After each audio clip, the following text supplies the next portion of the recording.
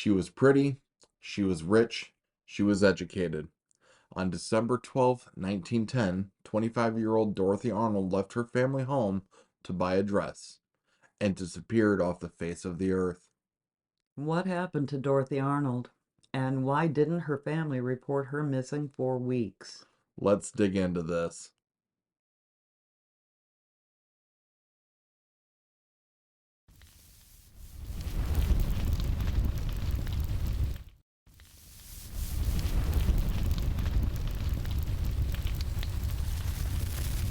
Dorothy Harriet Camille Arnold was born July 1st, 1885, in New York City. Her father, Francis, was a partner in the very successful F.R. Arnold Company, and she had two brothers and a sister. Her family lived in a beautiful home at 108 East 79th Street in Manhattan and were listed in the Social Register, a listing of the most successful members of high society. Think Rockefeller, Vanderbilt, Astor. The Arnolds were so high in society that Dorothy was an heiress. She had majored in language and literature in college, graduating in 1905 with dreams of becoming an author. After college, she returned home and started to write. She submitted a short story to McClure's magazine in the spring of 1910 and received a rejection letter. Reports say that her family and some of her friends teased her about the story, calling it silly. And when they found out about the rejection letter, they teased her even more. Dorothy promptly rented her own post office box so her mail would never come to the house, and submitted a second story in November of 1910 to McClure's, and received another thanks, but no thanks letter. Friends would say later she was depressed and embarrassed by this second rejection. Dorothy's younger sister Marjorie's debutante party was coming, and Dorothy needed to look her best. So on December 12th, Dorothy told her mother she was going shopping for an evening dress. When her mother Mary offered to go along with Dorothy, said no. She left at about 11 in the morning with about $30 cash, which would be around $800 today.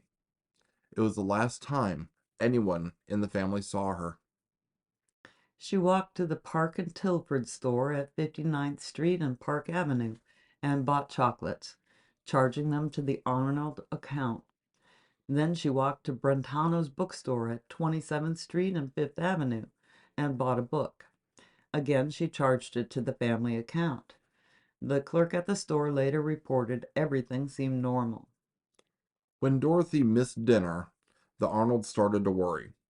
They called her friends, but no one had seen her. Instead of calling the police, the Arnolds called John S. Keith, a family friend and attorney. He searched Dorothy's room and discovered burned papers in the fireplace. Everyone assumed they were rejected stories Dorothy had submitted to McClure's. There were personal letters with foreign postmarks and two pamphlets for transatlantic ocean liners on her desk. Except for the clothing she had been wearing, all of Dorothy's personal belongings were still in her room.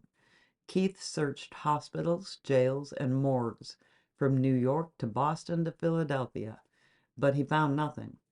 He told the Arnolds to hire the Pinkerton Detective Agency. Pinkerton detectives didn't find anything new, but they did have a theory. Based on the letters and the ship brochures on Dorothy's desk, they thought she might have eloped and run off to Europe. Searches for marriage records turned up nothing, so detectives went to Europe to look for Dorothy. They didn't find her.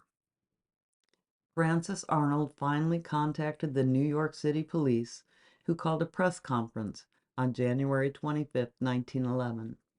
Dorothy had already been missing for 44 days. Arnold offered a large reward for information leading to Dorothy, around $30,000 today. During the press conference, reporters asked if Dorothy ran away with a man, since her father would not allow her to date. Arnold angrily said he wished Dorothy would date a successful man, rather than the type of men she did date. Reporters pounced, and family secrets came spilling out. Dorothy had been in a relationship with George Griscom Jr. at college. He was a 42-year-old man from a wealthy Pittsburgh family and the Arnolds didn't like him. In September of 1910, just 2 months before she disappeared, Dorothy had lied to her family about visiting a college friend and spent a week at a hotel with Griscom, pawning some of her jewelry to pay for the hotel. Her father was furious and ordered her to stay away from him, but Dorothy ignored him.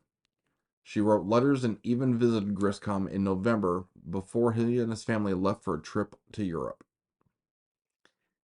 The Arnolds had sent a telegram to Griscom in Italy just 4 days after Dorothy disappeared. He telegrammed back that he didn't have any information about Dorothy or her disappearance. Dorothy's mother and brother were sure he was lying, so they went to Italy and questioned him in person on January 16th. They returned home with no answers. When Griscom returned to the U.S. in February, he told reporters he loved Dorothy and he was going to marry her as soon as she was found, if her mother approved. His declaration of love made all the papers. Dorothy's furious mother told the press it would never happen. The police still believed Dorothy was alive and left home voluntarily, but her father told reporters repeatedly he believed she had been murdered on her way home through Central Park. Newspapers across the country covered the story for days on end, and police followed every lead. 2 ransom notes came out, but they were both hoaxes. In February of 1911, Frances Arnold received a postcard. It said, "I am safe. Dorothy." He was convinced someone had copied Dorothy's handwriting from samples in newspapers and never believed it was really from his daughter. After 75 days, the New York police called off the search for Dorothy, saying they now believed she was dead. She had been missing for 4 months. They had not found a single clue that any crime had been committed or that led to Dorothy. So what happened to her? Theories and rumors ran the gamut. One theory was that she had fallen and hit her head and was in a hospital with amnesia. Since all the hospitals had been searched, not likely. Another theory was that she had been drugged and kidnapped, but she had been seen in the middle of the day on a busy city street, and no valid ransom demand ever came to the Arnold family. Rumors that Dorothy had found herself in what was then called a family way and died during a botched, illegal medical procedure were investigated, but nothing could ever be proven. Tips came in from all over the United States and from Europe, but none ever panned out.